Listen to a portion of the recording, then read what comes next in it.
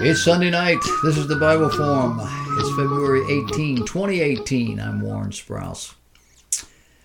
You did see on the news this week about this young fellow that walked into the high school in Florida and started shooting people, right?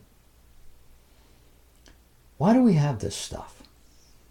Why is there an assault on children? Why is there an increase in immorality? And the answer is because the king is dead. Long live the king.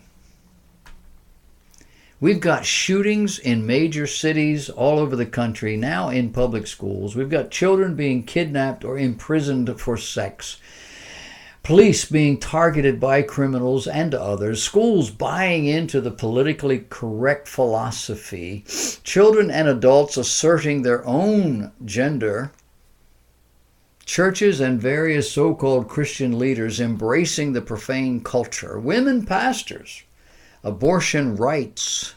Transgenderism. Eastern meditation. Rock, music, lewd and crude language. Fashions. The drinking of alcoholic beverages. Gambling, drugs, and just about anything else you might think of occur under the umbrellas like religious liberty and spirituality. The news is filled with half-truths and very often with outright falsities. Higher education, with the exception of the sciences, is now a myth. And the high cost is nothing less than highway robbery.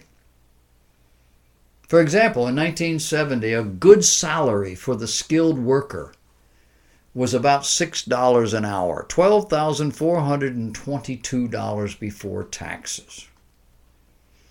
Men I knew bought homes, cars, raised their children, took vacations, joined the country club, retired in ease. I was one of them. Until 1974, when I quit and went into the ministry. Today, that $12,000 buys about $2,000 worth of goods and services. A new car cost $3,500 in those days. Maybe $5,000 if it was a top-of-the-line Cadillac kind of a car. Not Cadillac, they were a little more, but top-of-the-line Chevy or Ford or something like that. Now you can't touch that car for less than $25,000. Today, you would have to earn more than $35 an hour. $78,000 a year to get what I got for $6. A $10 an hour job seems to be what is being paid if they want quality people to do just things you don't need any training for. At $10 an hour, you would have to earn almost $134,000. $322 per hour to get the same buying value as I had in 1970. Today, you get $21,000 a year before taxes. That is 1/5 of what I had in 1970. 20%.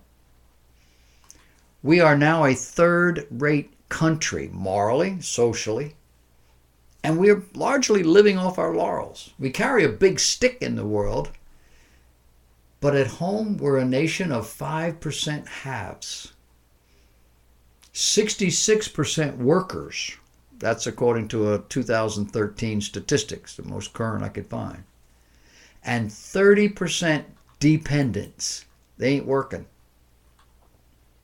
The Social Security Administration report for 2014 indicated that 71% of American workers earned less than $50,000, less than $5 an hour in 1975 dollars. Almost 40% earned less than $20,000. And that's only for people actually working. In 2015, there were 7.9 million Americans of working age not working. Another 94.7 million considered not in the labor force. That amounts to 100 and 2.6 million Americans of working age that were not working in 2013. What are all these people doing? If you have no debt and $10 in your pocket, you have more wealth than 25% of Americans. More than 79 million people don't have that. Only 25% of American households earn $78,000 or more. And in our economy, a family of four, you got to earn at least $40,000 or $50,000 just to stay afloat, unless you're very creative and frugal. That's $3,000 to $4,000 a month, $22 an hour. And don't let some emergency come up, because you won't have any money to pay for it. And that $22 an hour, probably not possible without some kind of a college degree, technical school, something. And that's over 70% of our workers. Not our age-eligible workers, just those who are working. Here in Charleston, South Carolina, we have several schools dedicated to training people for jobs in this market. In my generation, the average boy could leave high school, walk into an auto assembly plant or almost anywhere like that and just go to work. Today, we're being told most young people have no marketable skills, not even native skills. In our day, we fixed our own bicycles. Kids don't even have bicycles anymore. We built forts, sometimes up in the trees. And nobody died. They were strong enough to hold it. When we got old enough, we worked on our parents' cars. We changed the tires. We changed the oil. When we got our own car, we learned how to fix those cars because we couldn't afford anything else. Kids today don't know nothing. They have no marketable skills. That's a parent problem. Thank you, Google, Apple, Facebook, Twitter, and our federal educational system. Companies like Boeing, Volvo, and others are paying these kids to be trained, donating an airframe to Trident Technical College here in Charleston, along with Volvo adding huge to the technical. They're building another section onto that technical college that's every bit as big as what they got. And I got to believe it's Boeing and Volvo and a lot of little guys, because people are moving into this area. The workforce has great potential. They're just not trained, and they're willing to train them. We have 1 million young people who know everything there is about Nintendo, but nothing about how real machines work, and they don't care. Does any of this matter? Does it matter to our leaders? Does it matter to our parents? Does it matter to our school system? Apparently not. Look at the new budget, the new national budget. It's filled with new debt. It runs the unsecured debt up, not down. And we're up into the 17 trillions. You can't count that high.